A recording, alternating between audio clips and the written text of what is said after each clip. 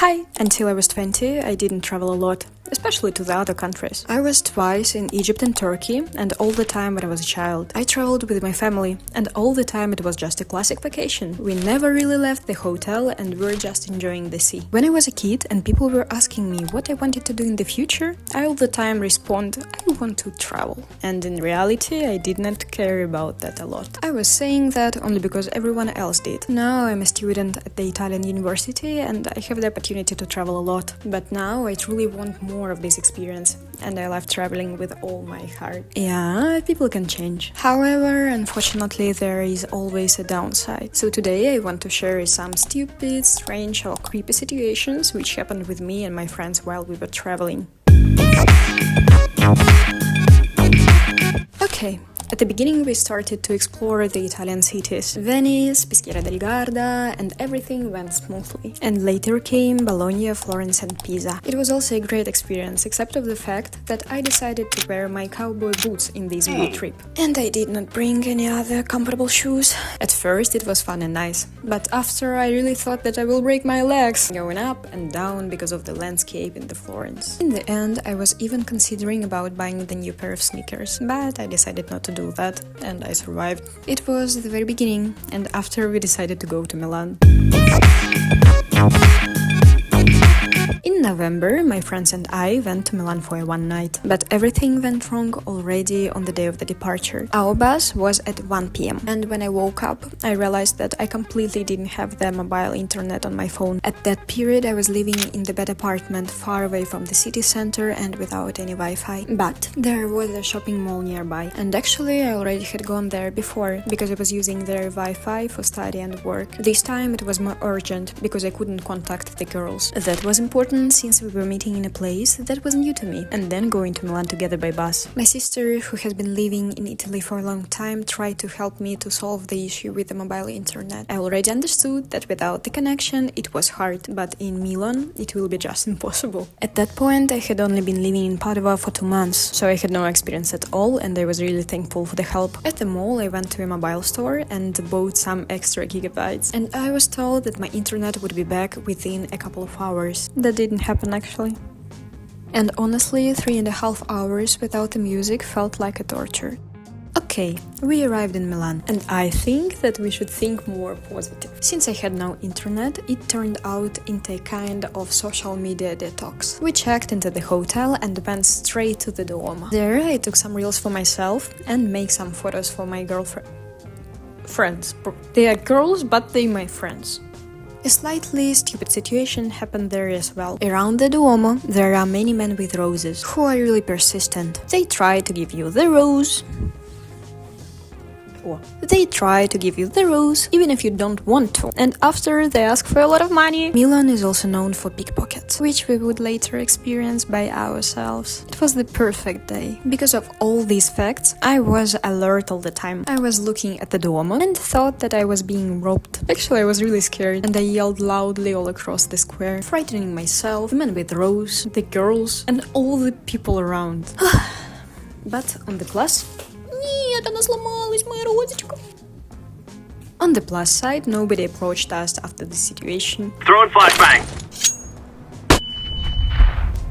And that was our first day in Milan. We spent our night calmly and just wanted to enjoy the city for our last hours there. That day, I also was supposed to do a small job interview, which unexpectedly got moved to the later time. That was a problem, because we already checked out from our hotel. I still had no mobile internet and I was outside. I noticed a quiet cafe with a stable Wi-Fi, so at the right time I separated from the girls and went there to deal with the work matters. In the end, the interview situation turned out to be some kind of the scam, so I rejected from that. I reacted kinda calmly, even with the fact that it took some time from me in Milan. You know, traveling gives me a lot of positive impressions, and I prefer to deal with the difficulties later, in more comfortable environment. I stayed at the cafe, trying to contact the girls I had separated from, and waiting for a third girl coming from the Berlin. And at first, no one replied. And then I received a message saying that one of the girls' phone had been stolen. Eventually, we all met in the same cafe, after some time. And for sure, unfortunately, overall mood dropped. We focused on blocking the SIM card, protecting her bank accounts and preventing the access to her personal information. It was a bad ending of the trip, but thankfully now everything is well. So please,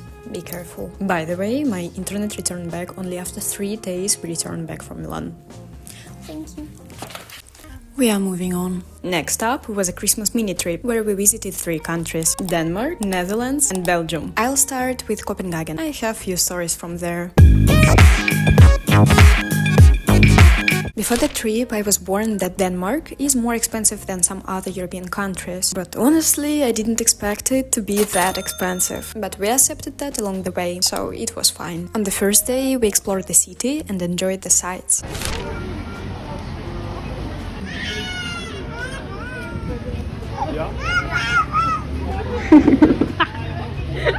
We arrived there for Christmas and expected for a bright and festive vibe. In reality, I wouldn't say that we really felt that. For sure, there were some decorations and events, but not so many as in Italy, for example. And on Christmas Day itself, the streets were literally empty. Of course, we went out for a walk, but at that moment, it felt a bit creepy. We also couldn't go anywhere, because obviously everything was closed for the holidays, but it was only our problem. But one day we decided to check the state within the state. Christiania. And we actually went there, but in a kind of stupid way. Before all of this, I'd heard only the name Christiania, without any details. So here the brief information. Christiania is a neighborhood in Copenhagen that appeared in 1970s, where people decided to live by their own rules. Because of that, it had years of conflict with the city and the police, mainly because of drugs, self-governance, and the fact that it stayed a legal grey zone with a pretty controversial reputation for a long time. Before going there, we read some reviews, and honestly, they were extremely mixed. Some people said that it's unique and independent place, but others, they wrote that you shouldn't even think about going there. It's dangerous. You will be killed. We decided that we would just walk up to the entrance, and if anything felt off, we would return back instantly. In the end, we showed up late in the evening. There was almost no one around. But at one point, a man came out of an Elli, and when we noticed him, we just hid like a rat, I don't know. We were just 100% sure that he was a maniac. Yeah, we are huge cowards. After I think we stood there for about 15 minutes, till the moment we finally found this sign. We took a few pictures around it and were already planning to leave. But then we decided that actually we should go inside and take a look. There were lots of installations made out of the random materials, different posters and signs. There were also small shops, some of which were still open. They were selling weed. And the smell around was very much what you would expect. We were standing there looking around when we suddenly saw the small group of people coming out of the communal dining hall.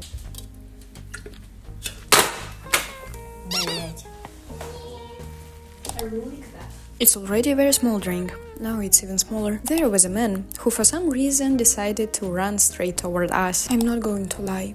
We shitted ourselves at that moment. He was barefoot and he simply invited us to join the Christmas dinner. It was really cute from his side, but we politely declined it and went to the exit. To be fair, all the time we scared ourselves way more than necessary, but this experience was really interesting. Last unusual moment in Copenhagen. One morning after breakfast, we were walking around the city center when we suddenly saw the crowd of people following the royal guards. It was funny because as they walked through the streets, more and more people joined in, and we were not the exception. In the end, we walked for about 30 minutes without really knowing where and why.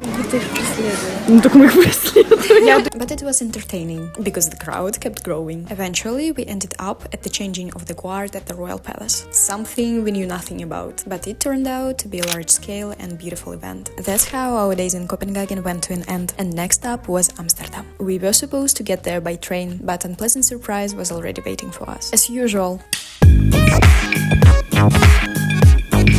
The first thing we saw when we woke up in the morning was the email saying that our connection train had been cancelled. We were absolutely confused at first, but at least the message said that we can use other suitable trains for no extra cost to get to Amsterdam. That was really a good news. That's what we did, but instead of one transfer, we had 5. We were supposed to arrive at 5 p.m, but instead we got the Netherlands only at 11 p.m. Completely worn out. But I will try to find the positive side. During the trip, we visited 5 different German train stations, but for sure tour without the possibility to leave them, no matter how much we want that. So technically I can say that I also saw German during this trip, I guess.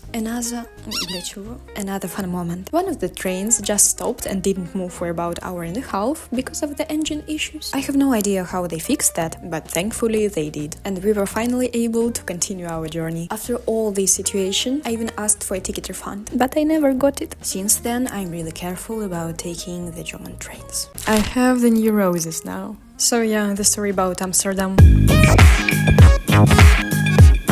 I'll say it right away. This city was my favorite one and I'm already planning to come back. But even there, we ran into a couple of jump scares and scams. The first unusual thing there. We were staying on the opposite side of the center, and to get into the heart of the city, we had to take the ferry. It was free and it crossed the canal in about 3 minutes. And every single time we were excited like kids. It was also funny to watch the people who were in the rush. As soon as the ferry ramp was opened, it felt like the race had started.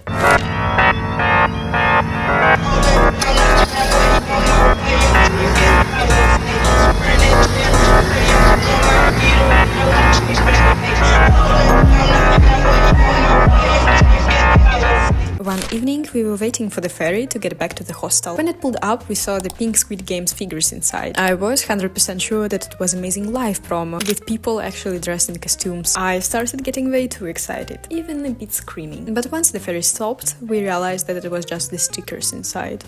Still, the advertisement definitely worked. I was kinda upset, even with the fact that I don't like Squid Game. Now I will tell you about the jump scare. On our first day after the city tour, we were walking through the city center trying to decide where to eat. We were looking at our phones, checking cafes. Out of nowhere, some old man walking toward us suddenly decided that he was a Freddy Fazbear and he jumped at us screaming. I mean, it was literally like from the game. Without any reason, he made it on purpose. We hadn't even noticed him before. He yelled, and we obviously yelled too. It was so loud that we scared all the people around us. And for this time, we probably had the reason to be scared. As this man walked away, we heard him giggling. And I still don't know what it was. Now the time for the funny moment from the city tour. At some point, the guide started talking about the legalization in the Netherlands. He mentioned that some tourists don't realize what kind of places they are entering. They think it's just a cafe. They buy a pastry and then deal with the consequences, because the baked goods they bought were special. Literally a few minutes later, after the guide finished this part, a small girl around 7 years old told to her mom that she was hungry and she wanted some sweet. Right after, her mom pointed at the coffee shop and said they would go in there for the snack later. It was hilarious watching the guide almost explode and explain again that this wasn't the place to buy the food for child. The next story is just weird. When we were leaving the cafe after lunch, some guy was standing right by the doors and he immediately started talking to us in Russian, which was strange because we were not speaking Russian out loud at that moment. Why he assumed we would understand him, I don't know. But anyway, he said that he was some incredible photographer and he asked us to follow his Instagram. He was extremely persistent. My friends felt very uncomfortable this moment. I got curious, opened his profile in front of him, and after we said bye-bye. What I saw later was really strange. He was walking the same way as us and kept taking photos of objects that were literally a meter apart, but not just taking them. He was posting them immediately with the creepy captions. And finally, the story about the scam. I really wanted to visit the Van Gogh Museum, but I wasn't prepared to the fact that the tickets have to be bought far in advance. Everything was sold out and I was upset. Still, I checked the website a couple of times a day just in case. I suddenly saw the tickets available and told about that to my friends. They checked the website too and saw nothing. We decided to wait until our last day in Amsterdam instead of risking it, because something clearly wasn't right. Turns out I had been switching between the official website and the fake one. The difference in the links was just in the last two letters, the Dutch domain and the others. We still hoped to buy the tickets offline, but when we got to the museum we saw a massive line. At that point we accepted that we wouldn't get in. Instead we went to a Banksy exhibition, while our third friend stayed at the cafe. When we met again, she told us that the family sitting next to her in the cafe had bought tickets from the fake website without realizing it. They waited in that huge line only to be told that their tickets were not valid. They lost a lot of money, a lot of time, and they were completely devastated. So please pay attention to the details like that. The calmest country of this trip was Belgium. We stayed in Antwerp and took a one-day trip to the capital, Brussels. Honestly, there were no strange adventures there. We ate Belgian waffles, drank mulled wine and just enjoyed the country. The only thing worth mentioning is our accommodation. During this trip, we stayed only in hostels. We are students, we like to save money. In Copenhagen, the hostel was amazing. In Amsterdam, everything was just fine. But in Antwerp, we had a slightly uncommon experience. There were 3 of us, and we looked something like that. Our roommate in Belgium was a very tall and a very skinny man, who constantly slammed drawers and slept only in his underwear. And not just slept, actually. He would prepare for bed already dressed like that. Or undressed, organizing his things or getting clothes ready for the next day. We usually left the hostel early because we wanted to explore the city. I was sleeping on the top bank, which was kinda high. One morning I was sitting there in my earpods doing makeup when suddenly a head appeared. The guy just wanted to ask me something, but it felt like another jump scare. As I told before, he was very tall, and he just stood there staring at me for a while. He didn't call me, and all this situation happened because probably he saw that I was wearing the earpods. Once again, I ended up scaring everyone in this room. After that, he never tried to talk to us again. And yes, at that moment he was also just in his underwear. Well, it's hostels. A lot of things happen there, and we will experience even stranger situations in our future. You know Putin? Putin resident. Russian resident. Putin? Putin. Ah, Putin. The Russian resident. Yeah, I know. You are Russian woman. Yeah. Monica Bellucci, Italia woman? So that's the video. I still have a ton of stories to share, and I will keep doing that. Here are my social media accounts. It was nice talking to you, and bye everyone.